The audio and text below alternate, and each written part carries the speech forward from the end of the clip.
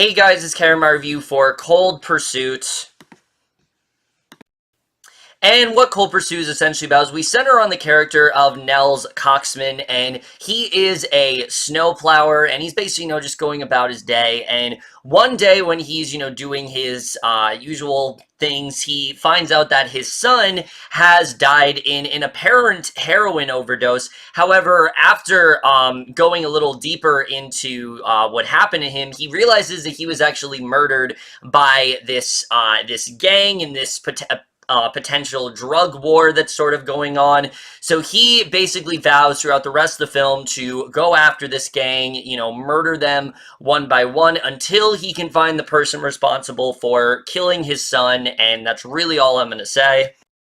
So, Cold Pursuit overall, I was not really looking forward to this film very much at all. I've only seen a couple of them, but of what I've seen, I really have not been a fan of these Liam Neeson kicking ass, like, action ventures. They're really not very good. They all tend to bleed into the same type of film for me, and this just seemed like it was going to be another copy and paste version of that. It's just Liam Neeson, but this time he's just a snowplower. It just didn't really seem like it was going to be anything all that different. The trailers really weren't hooking me in, and I was a bit confused considering they said that The Commuter was going to be his final, action film, and apparently this one was.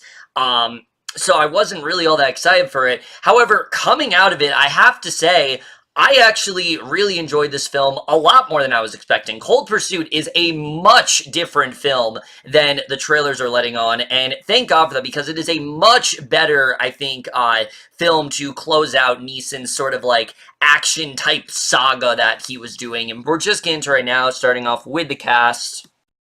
And for me, that's one of the things that really does make this film. I think all the cast here is really great. As usual, Liam Neeson does a really great job here. Even in the films I have not liked, all that much from him, I still think he's always really good. He always does seem to be very much into it, and I still thought that was exactly the same case here. I really did like the character that he was playing. You can see the determination that he really has, and just how little matters to him. All that really matters is just going after all of these guys and, making sure that he gets that justice that he needs. And I really did like seeing that he had some really good emotional work throughout the film as well. But he was also a lot of fun to watch. He's a badass, but he also does have a lot of layers to him. And I really did like the way they fleshed him out. I thought he did a really great job here.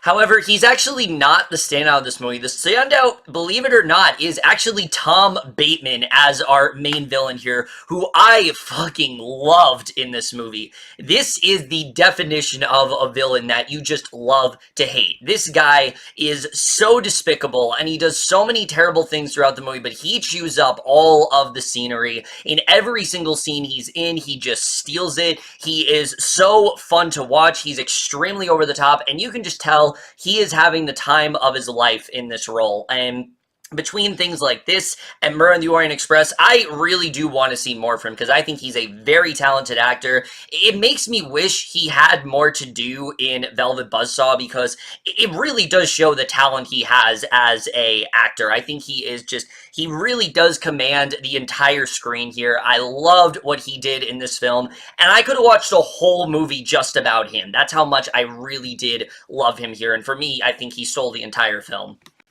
As far as the rest of the cast goes, I think everyone did some really strong work. Laura Dern is as fantastic as always as Nell's wife. The sort of role that she plays, she's not in the movie as much as you may want her to be, but I thought she still did a really great job for what she had. Her and Neeson had some really good chemistry, and I really did enjoy her here. Emmy Rossum is another actress that I didn't really expect a lot from because they didn't really show her, but I thought she was really good in this film. I really like where she ended up going. William Forsythe is really good as Cockman's brother. I thought he definitely was really good in the film. Julia Jones, I mean, really everyone honestly stuck out to me. I thought this cast in general, they just put a lot more care and effort into these roles than I was really expecting, and especially when you compare it to the star-studded cast that The Commuter had and how little everyone cared in that film. Just this cast had so much more energy and so much more fun to them, and I really do think everyone did a fantastic job here. But now let's get to the directing and the writing, which again, I know I keep comparing it to The Commuter.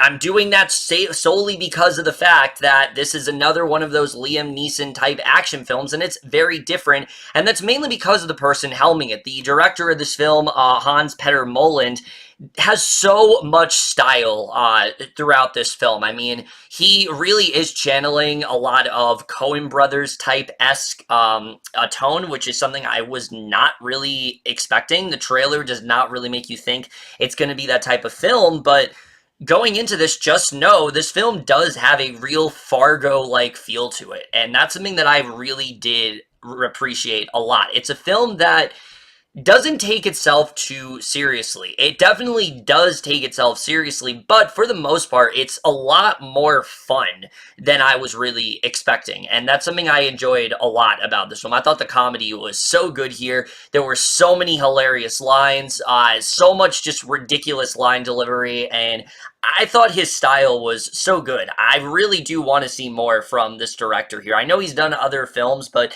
this is really like the first thing I've seen of him that's like worth noting. If I've seen anything else from him, he just didn't really leave an impression on me, but I definitely want to see more because I think he did a really great job with this film. I really enjoyed his style here a lot. It was a very significant type style, and it didn't seem like he was trying to just be the Coen brothers. Like, no, he was, like I said, he definitely borrowed elements from the Coen brothers, but he very much did have his own style, and I think it applied real nicely to this film. The writing as well here is also really well done, and there's a lot of storylines in this film. That's something else that the trailer doesn't tell you, is that while Liam Neeson is the main focus here, there's a lot more going on besides that. We get a lot more into this gang and the different things that they do and the different sort of escapades they have with certain people, how just ruthless and just brutal they are. But we also have the other side of things where we also see Emmy Rossum and this other cop story. And again, it's sort of like Fargo in that way, where they're trying to really infiltrate this gang and figure out all the violent things that are going on within this town, because it doesn't typically happen a lot. And that can get a bit convoluted, and you could think, okay, maybe there's a little too much going on. It never really feels that way. I actually did have it was actually really easy to understand everything that was going on in this film. I didn't really feel like anything was too overcrowded, and that's something else that I really do love about the film here. I think the writing here is really well done. It's also getting a lot deeper into these characters than I really was expecting, especially when it comes to Neeson's character. Very early on, there's a lot that we can infer from him and his son's relationship, that they did not have the greatest relationship. Him and Laura Dern's relationship is a little bit more rocky than I was expecting. So it's not your typical, like, Neeson is living this, like, perfect life, and then it's just suddenly, put to an end. Like, it's really not like that. There's a lot more that he's struggling with that I actually really did enjoy seeing here a lot, and I think was definitely really well done. But something else I really did love about this film is its cinematography, which, again, it has a very specific style to it. Anytime a person is killed in this film, we see these, like, title cards of, like, the person that killed and things like that. And it was just a really cool style. I really like the way that was applied here. I think the film, the snowy location does a lot. It really, you feel that coldness, you feel that sort of climate in the film, and I think they did a really good job with that. And also, I will say, something else the trailer does not tell you, this film is way more graphic than I was expecting. Holy shit, this film is a bloodbath. I mean, wow, I was not expecting the amount of violence that I got with this film, but it's not gratuitous. Like, it is overly violent in the right way. It definitely is the right amount of just over-the-top violence, and it works very well in this film. It reminds me of a film that tried to do this and did it completely wrong last year, Death Wish, where they tried to go a lot more over the top with their violence. The problem was they went too far to the point where it just wasn't funny. Here, on the other hand, it's the right amount of just excessive violence that it is a lot of fun. And it feels like Quentin Tarantino as well. Like, it's simultaneously kind of like a hybrid of like a Coen Brothers movie and also a Tarantino movie. And again, at no point does it feel like it's trying to copy off their style. It has its own style, and that's something else that I will very much say about the cinematography. It's very well done here. The score as well, I enjoyed here a lot. And the editing, I will admit there are some portions of this movie that did drag a little bit. The second half, I thought it got a little bit choppy, but it definitely did pick up towards the end, and I think it had a really strong finish for sure. Like I said, it was way more entertaining than I was expecting. Really, in regards to flaws in this movie, there really aren't too many. Throughout most of this movie, I was thinking, okay, this is a really great movie. I'm enjoying this a lot. However, I don't think the movie totally lands in all of its storylines. Specifically when it comes to Neeson. I think in the beginning of the film, they added a lot of emotional layers to him. We established some things, and I just think the film got a little lost in terms of his motivation. It's always there, but there's something that's introduced in the film. And you're like, okay, I really want to see where that goes. And they don't really go anywhere with it. And that was a little disappointing for me. I wanted to see them kind of, you know, showcase this just a little bit more, get more into what happened to this certain event, and I just think they could have shown a little bit more there. But again, considering the strong finish that the film has, I can't really complain all that much. Also, as much as I did like Emmy Rossum in the film, I thought her character was very, very surface level. I think they could have given her a lot more to do. I think she could have been written a lot better. I like the way things ended with her for sure, but just her whole story, I thought was very underdeveloped, and I wanted just a little bit more going on. Again, still enjoyed all the characters in this movie. I think they're all very entertaining and very memorable, but I just wanted a little bit more going on. Other than that, though, this is a much better film than I was expecting. It's highly entertaining. Neeson and Bateman and all of them are at the top of their game here. Tom Bateman alone is enough for a reason, I think, to see this film. The style is much different than you're expecting. It really is something like a Quentin Tarantino or a Coen Brothers film, which was really cool to see. The score is a lot of fun. Just overall, this is the definition of just a really fun action movie that is way different than you're probably expecting, and all the better for it. Honestly, I enjoyed this way more. And again, if this is Liam Neeson's last action film, this is a much better way to go out for sure. And I am very happy that he had this film. So at the end of the day, I am definitely going to give Cold Pursuit overall a B.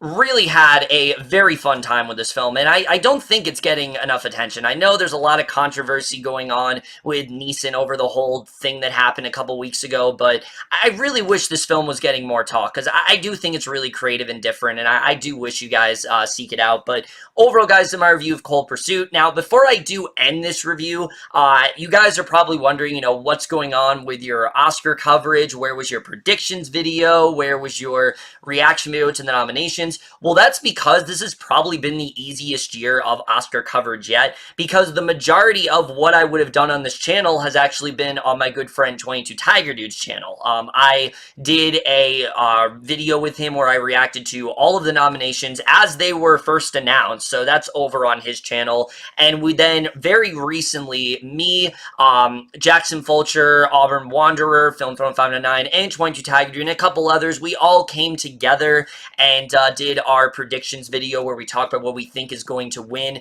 tonight, and that is also over at 22 Tiger Dude's channel, so definitely check that out. I will, of course, be doing a live stream, though. As uneventful as this show is probably going to be, I've done it every single year. There's no way I'm not going to do it now. And honestly, I want to offer it to you guys as like an alternative. If the show is really boring, then come watch my live stream, because it probably will not be nearly as boring as what you're watching on the TV. I'm not making any promises that it won't be boring, but it probably will be just a bit more interesting than what is going on the TV. But either way, if you guys do check that out, I really hope you do. I'm really excited to see how things do turn out there. I'm going to be starting around like 7:45-ish, so definitely look forward to that. But that's it for this video. Hope you guys enjoyed it. Let me know what you guys thought of Cold Pursuit overall. Left your thoughts in it. We'll see you guys in my next video, and we'll see you guys for that. Okay, bye.